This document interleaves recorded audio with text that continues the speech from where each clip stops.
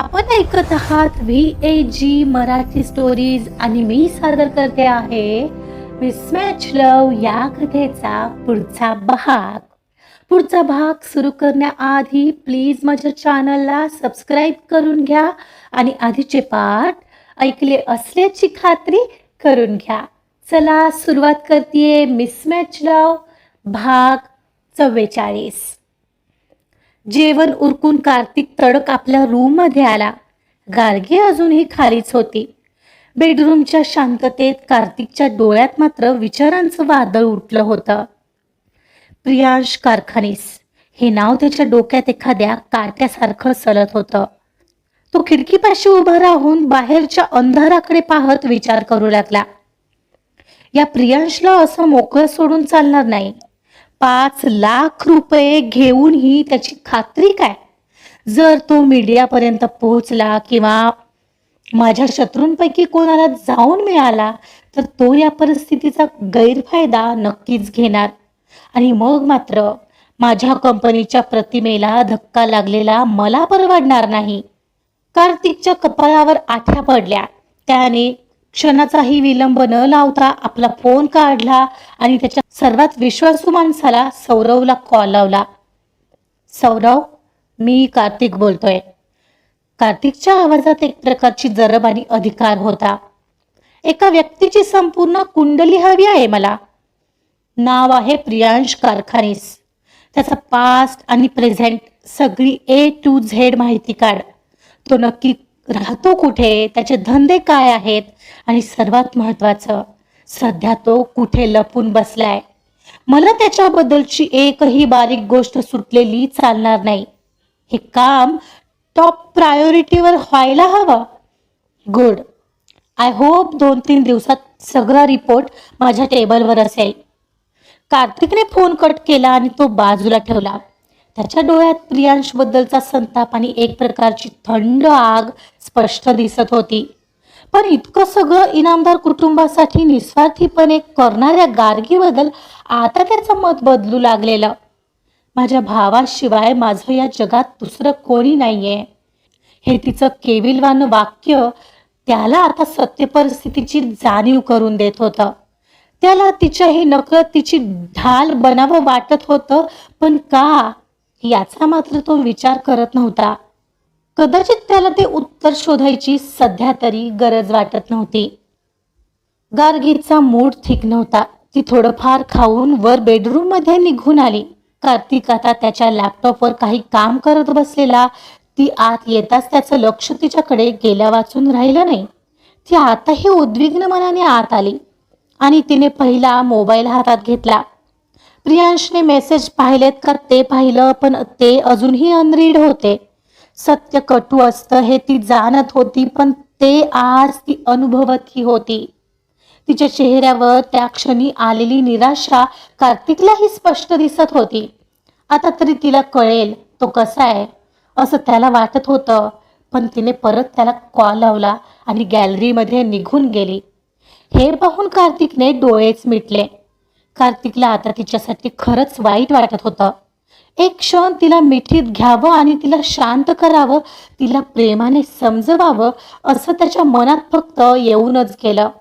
तसंही तो कोणत्या अधिकाराने हे सगळं करणार होता आणि असं करता येत नव्हतं, त्यामुळे त्यालाही अस्वस्थ वाटत होतं. कार्तिक त्याच्याही नकळत तिचा विचार करू लागलेला आणि हे अजूनही त्याच्या लक्षातच आलं नव्हतं. एव्हाना ती बराच वेळ गॅलरीमध्ये होती. पुढच्या आठवड्यात त्याला 3 दिवसासाठी गोव्याला जावं लागणार होतं. एका जुन्याच क्लायंटचं नवीन काम आलेलं आणि त्यांच्याकडून गोव्याला येण्याचं आमंत्रण आलेलं. कार्तिकने त्याच महत्वाच्या मेलला रिप्लाय केला आणि त्याने लॅपटॉप मिटला आणि झोपण्याची तयारी करू लागला. कार्तिकचं आवरून झालं तरी गार्गी अजूनही गॅलरीमध्येच होती. आता बेडवर झोपणार तर, पण गार्गी अशी गॅलरीमध्ये उभी असताना त्याला शांत झोप लागलीच नसती. तो तिला पाहायला गॅलरीमध्ये डोकावला. पाहतो तर हातात मोबाईल घेऊन डोळे पुसत अजूनही ती दूर कुठेतरी पाहत राहिलेली. आता किती वेळ तिथेच गॅलरीमध्ये थांबणार आहेस? मला झोपायचंय, प्लीज आत येऊन झोपतेस का? त्याने तसं शांतपणे सांगितलेलं. पण ती झटक्यात आत निघून आली आणि सोफ्यावर जाऊन बसली. तोंडात पुटपुटत त्याने वैतागून केसात हात घातला आणि मान हलवत गॅलरी लावली आणि पडदा ओढला आणि सरळ जाऊन डोळ्यांवर पट्टी ओढून बेडवर आडवा झाला. कार्तिक जवळजवळ 15-20 मिनिटं झोपण्याचा अयशस्वी प्रयत्न करत होता, पण गार्गीचं मध्येच मुसमुसणं, मध्येच प्रियांशला फोन लावणं, नाहीतर तिच्या मोबाईलवरील टायपिंगचा आवाज या गोष्टी त्याला त्रास देत होत्या. गार्गी, आता फोन ठेवून शांत झोपशील का? का आवाज करत आहेस यार? मला उद्या ऑफिस आहे, विसरू नको. कीबोर्डचा आवाज नाही तर कॉलिंगचा आवाज किती वेळ चालणार आहे हे? कार्तिक आता चिडून म्हणाला. सॉरी मिस्टर कार्तिक, करते बंद मी फोन. तुम्हाला याचाही त्रास होत असेल, विसरलेच. म्हणून तिने तो जोरात आपटला आणि बाथरूम मध्ये निघून गेली. ती बाथरूम मधून येईपर्यंत त्याची झोपही लागत होती. एवढ्यात तर ती बाथरूम मधून बाहेर आली असावी आणि तिचा आवाज करणं पुन्हा चालू झालं. ती सोफ्यावर जाऊन झोपेपर्यंत तिचा आवाज चालूच होता. तिने कपाटातून घेतलेलं ब्लँकेट आणि तिचं सोफ्यावर जाऊन आडवं होणं न बघताही त्याला सगळं जाणवत होतं. आता तरी शांत झोप लागेल अशा विचारात त्याने दीर्घ श्वास घेतला होता, पण इतक्यात तिचा रडण्याचा आवाज येऊ लागला. तसा कार्तिक आता उठूनच बसला. गार्गी, आता काय रात्रभर रडत बसणार आहेस का तू? अरे यार, तुझा प्रॉब्लेम काय आहे? मनसोक्त रडायलाही बंदी आहे का या घरात? ती नाकवर ओढत म्हणाली. अगं रड ना, पण आता उद्या रड. उद्यासाठी काहीतरी ठेव. मला आत्ता झोपायचंय. आणि फॉर युअर इन्फॉर्मेशन, रडावं त्या माणसासाठी जो त्या लायक असतो. तू तर माझ्या जखमेवर मिठच चोळायला जन्माला आलायस असं वाटतंय. खडूस कुठला?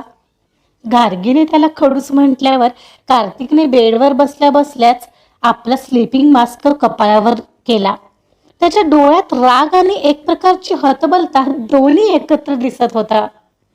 मी खडूस नाहीये गार्गी, मी प्रॅक्टिकल आहे, कार्तिक जरा कठोर आवाजातच म्हणाला. आणि तुझ्या जखमेवर मीठ चोळून मला काही आनंद मिळत नाहीये.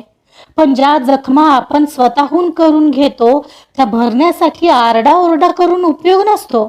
तुझ्या रडण्याने किंवा मेसेज करण्याने प्रियांशला जर काडीचाही फरक पडला असता तर त्याने आतापर्यंत तुला 100 वेळा कॉल केले असते. Get that into your head. त्याच्या या बोलण्यावर गार्गीने सोफ्यावरची उशी बसल्या बसल्याच ओढली आणि आपल्या पोटाशी धरली आणि रागाने त्याच्याकडे पाहिलं. तुझ्यासारख्या दगड माणसाला काय कळणारे प्रेम? तुला फक्त तुझा अहंकार आणि तुझं काम एवढंच समजतं. तुला काय वाटतं मी जाणीवपूर्वक तुला त्रास देते? माझं प्रेम आहे त्याच्यावर. तुझ्यासारखं कॉन्ट्रॅक्ट नाहीये काय आमचं? तिचं वेड्यासारखं स्पष्टीकरण पाहून आता त्याला हसूच आलं. ओ, म्हणे प्रेम. जे फक्त तुला एकतर्फी अस्वस्थ करते त्याला तू प्रेम म्हणतेस? What a joke. आणि असलं प्रेम मला नाही होईल तेच बरं, पण तुझ्यामुळे मी का सहन करायचं? आधीच इथे बेडरूम मध्ये रोज तुला लाईट लागते म्हणून मी हा मास्क लावून झोपतोय, पण तुझ्या या हुंदक्यांचा आवाज थांबवायला माझ्याकडे काहीच नाहीये. त्याचं काय करू मी? मला उद्याच्या मीटिंग मध्ये फ्रेश राहायचंय, तेव्हा झोप आता. काय कटकट आहे यार, गार्गीने रडवेल्या स्वरात त्याला प्रतिउत्तर दिलं. हो, कारण ही माझी रूम आहे आणि माझे नियम तुला आधीच माहिती आहेत. तुलाही उद्या बुटीकला जायचं असेल ना, मग शांत झोप आता. आणि फॉर युअर इन्फॉर्मेशन, रडल्याने प्रश्न सुटत नाहीत, ते सोडवावे लागतात. तेव्हा त्या स्वार्थी प्रियांशच्या विचारातून बाहेर पडलीस ना तर तुझ्यासाठीही फार चांगलं असेल आणि माझ्यासाठीही. असं म्हणत कार्तिक पुन्हा बेडवर आडवा झाला आणि त्याने झटक्यात आपला स्लीपिंग मास्क डोळ्यावर ओढून घेतला. गार्गी तिथेच सोफ्यावर स्तब्ध बसून राहिली. तिला खूप काही बोलायचं होतं, पण ती बोलली नाही. तिने रागाने तिचं ब्लँकेट अंगावर ओढून घेतलं आणि सोफ्यावर आडवी झाली. बेडरूम मध्ये दिवा तसाच चालू होता आणि कार्तिक आपल्या अंधाऱ्या जगात मास्क लावून झोपण्याचा प्रयत्न करत होता, पण दोघांच्याही मनात विचारांचं चक्र मात्र थांबत नव्हतं. दुसऱ्या दिवशी सकाळी कार्तिक नेहमीप्रमाणे वेळेत उठून तयार झाला होता. त्याने निळ्या रंगाचा फॉर्मल शर्ट घातला होता आणि तो आरशासमोर उभा राहून आपला टाय नीट करत होता. गार्गी सोफ्यावरून उठली होती. तिचे केस विस्कटले होते आणि रात्रभर रडल्यामुळे तिचे डोळे प्रचंड सुजले होते. कार्तिक तयार होत होता, पण त्याचं लक्ष गार्गीकडे गेल्या वाचून राहत नव्हतं. तिचे ते सुजलेले डोळे पाहून एका क्षणासाठी त्याला खरंच वाईट वाटलं. ती झोपली नसणार रात्रभर हे तिच्याकडे बघूनच कळत होतं. पण तो कार्तिक इनामदार होता. आपलं हळवे पण इतक्या सहज कोणासमोरही, विशेषतः गार्गीसमोर तरी तो येऊ देणार नव्हता. त्याने स्वतःच्या भावना दाबल्या खऱ्या आणि आरशात पाहत तयार होत होता, पण एकाएकी त्याला तिचे इतके सुजलेले डोळे पाहून हसू येऊ लागलं. गार्गीचं लक्ष त्याच्याकडे गेलं आणि तो एकटाच हसतोय पाहून तिला जरा रागच आला. का हसत आहेस? मला हसतोयस का? गार्गीने चिडून आणि कपाळावर आठ्या आणत विचारलं. तिचा आवाज अजूनही बसलेला होता. मग काय, डोळे बघ तुझे, रडून रडून अगदी नेपाळ्यासारखे झालेत. कार्तिक हसत म्हणाला. खडूस, किती खडूस असावं एखाद्या माणसाने. तुला कोणाचं दुःख दिसतच नाही का? इतकं कसं दगड आहेस रे तू? गार्गी म्हणाली. अरे पण एवढं रडायचं कशाला? तेही नको त्या माणसासाठी. मग आला का फोन त्याचा? रात्रभर रडलीस म्हणून? तो पुन्हा हसला. तुला काय करायचंय? जा ना तुझ्या ऑफिसला. माझ्याकडे तुला पाहायची काही गरज नाही. सेल्फिश कुठला, म्हणून ती सरळ बाथरूम मध्ये निघून गेली. ती निघून गेली तसं कार्तिकच्या चेहऱ्यावरचं हसू मावळलं. खरं तर तिला असं पहिल्यांदाच पाहत होता तो. एक वेळ अशी होती की तीच त्याला चिडवत असायची, पण आज तिची अशी अवस्था पाहून त्याला वाईट वाटत होतं. त्याने एक दीर्घ श्वास घेतला आणि लॅपटॉप बॅग उचलून तो सरळ रूम बाहेर पडला. कार्तिक ऑफिसला गेल्यावर गार्गीने घाईघाईने तयारी केली. बुटीकला जाते असं घरात सांगून ती निघाली खरी, पण तिच्या मनात फक्त प्रियांश होता. तिला त्याला भेटून जाब विचारायचा होता. कार्तिकने केलेला आरोप खोटाच असावा असं मनोमन तिला वाटत होतं. नव्हे, तशी तिची इच्छा होती. ती ऑटोने काहीच वेळात प्रियांशच्या स्टुडिओपाशी पोहोचली. ऑटोवाल्याचे पैसे दिले आणि धावतच स्टुडिओ समोर आली. पण आता तिथे दुकानाची आतली डागडुजी चालल्याचं स्पष्ट दिसत होतं. शिवाय समोर प्रियांश आर्ट स्टुडिओची ती देखणी पाटी नव्हती, तर आता तिथं वेगळंच दुकान सुरू होत असावं. स्टुडिओचा मुख्य दरवाजा उघडा होता. गार्गी धडधडत्या छातीने आत शिरली. आत आता काहीच नव्हतं. तो मोठा नोटीस बोर्ड ज्यात लावलेलं त्याचे फोटो, स्टुडिओचं साहित्य, प्रियांशची ती आराम खुर्ची, सगळंच गायब होतं. तिथे एक माणूस काम करत होता. तिने त्याला विचारलं, याआधी इथं स्टुडिओ होता, तो कुठं शिफ्ट झालाय का? मॅडम, मला काहीच माहीत नाही. मी बस साधा कामगार आहे. ओके, म्हणून ती त्या दुकानातून बाहेर पडली आणि बाजूला असणाऱ्या दुकानात आली.